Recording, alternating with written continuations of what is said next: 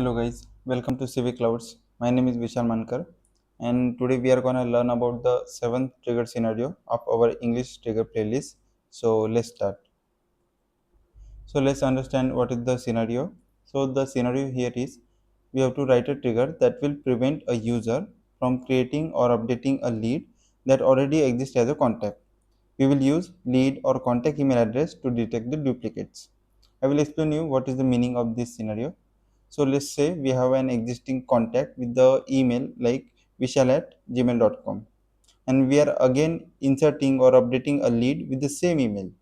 Then it should be prevent. Okay, so we have to write a trigger for that. So let's start. First, we will log into our org. Now let's open the developer console. Click on the file and new and then apex trigger. We will give the trigger name here. Okay, so we can I already given the name and we will select the object here as lead. Why? Because on the lead insertion or updation we have to fire this trigger and click on submit. Okay, so our trigger is created. The most important thing is we have to select an event here. So we will select before insert and before update. Why? Because as per the scenario, before insertion of lead and before updation of lead, we have to check if there is any existing contact exist with the same email ID. If exist, then we have to throw the error before saving the data to the database. That's why we have selected here before insert and before update. And the best practice, let me write it as trigger dot is before, trigger dot is update. We will save the trigger. We will give the method name. We will save it now. Now what we have to do, we have to call this method inside this trigger. So let's call, we will call this class, this method at the both places, here while insertion and while updation also. Now what we will do, we will pass the parameters inside this method. First parameter is trigger.new and second parameter is null. Here also we will pass first parameter as trigger.new and second parameter as trigger.oldMap. Why? Because on the update event we have to check new value and old values. Why? Because we have to check if the new value and old value, if both are different, that means the updation is happen. Now we have passed the value from here, but we didn't catch the values here. So let's catch it. Trigger.new means list of lead and trigger.oldMap means map of leads. As a best practice, we will check if lead list should not be null.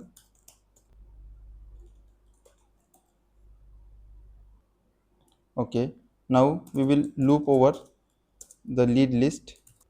Okay, here inside if block we will write the conditions for insert and update. So we will create a first bracket for insert and second bracket for update. In the first bracket we will write the insert condition. In the insert, old map should be null because on the insert we are passing the old map as null. Okay, and when the lead is inserted, lead.email should not be null. Why? Because we have to check the email and that email should not be null while inserting. And we will write down here for the update also, old map not equal to null and lead dot current email not equal to old email. That means email has been changed. Email and current email should not be null. Okay, this condition is for insert. Okay, and this condition is for update.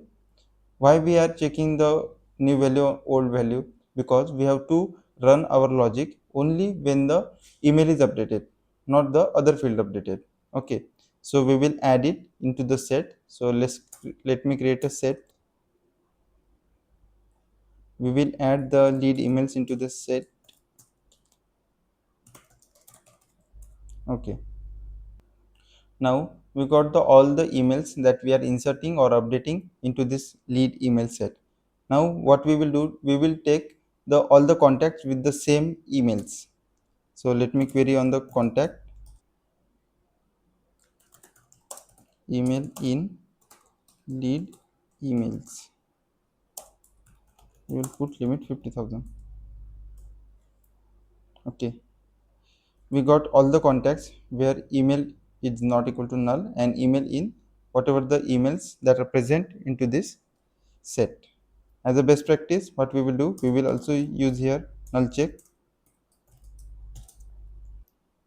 that lead email should not be empty. Lead email is empty, should not.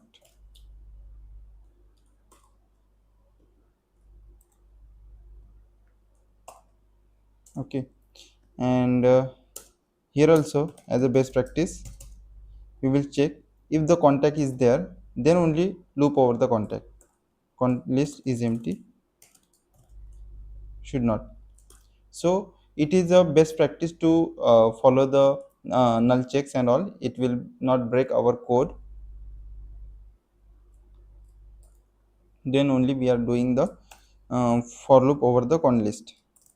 Contact C con list. We will also create a variable here, new list of contact tag, and we are using only con list here. Now I think the error will go. Okay, we have to forget here using this and. Okay, so here we are looping over the con list that we are queried here. Okay, and we are saving all the emails into another set. Okay, let me create another set here for contact emails.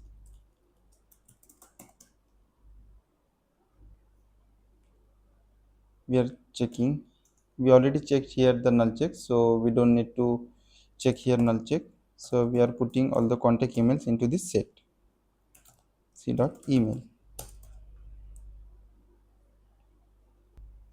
Now we got all the duplicates emails into this contact emails. We have to now loop over the lead list again to check if there are duplicate, then we are throwing the error. Lead list. Okay,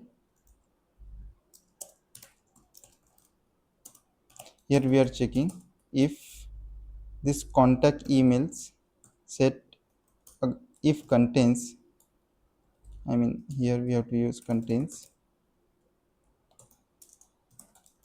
dot email. If this duplicate set contains leads email, that means the email that we are putting into the lead, it is duplicate, so we have to throw the error. So we will throw lead dot email dot add error. Okay, why we are using here lead dot email? Because we have to show the error message on the field, email field of the lead. That's why. If you want to, if you remove this and we are using like this lead dot add error, then it will be show as a pop-up on the record. Okay, that's why we can put any message here, duplicate lead with existing email ID. We are saving the class. Our class and trigger both are saved. Now we have to test the trigger. Okay guys, so now we can, as we can see here, we have a contact with the email that is test@test.com. Okay, now we will try to insert a same lead with the same email, so it should throw an error.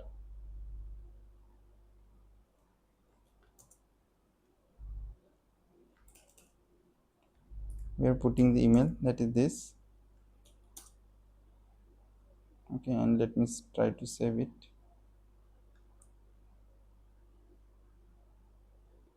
Okay, So I check the issue here is we gave here exclamation mark, we have to remove it. Okay, so that means if this duplicate email set, if it is containing the email that is present into the lead, then it should throw an error. Now it will throw the error. Let me test it again. Let me create another lead with the same email.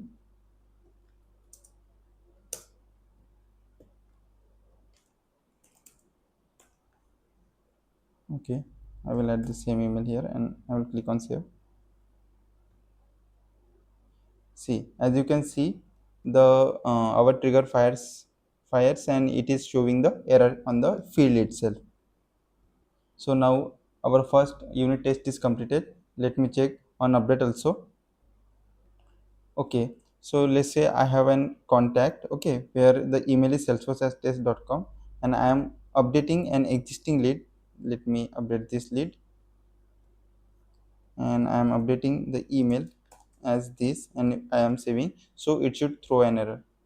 So it is throwing an error while updating also. That means it is our functionality is working as expected. Let me update it and it should save. See, the emails are different, that's why it is going to save. So that's all for our today's trigger scenario.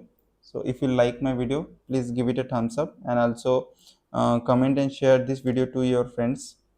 And in the description of this video I have added all the links of the social media channels. Please join there so that you will receive the latest notification about anything happen on my channel. And thank you so much guys.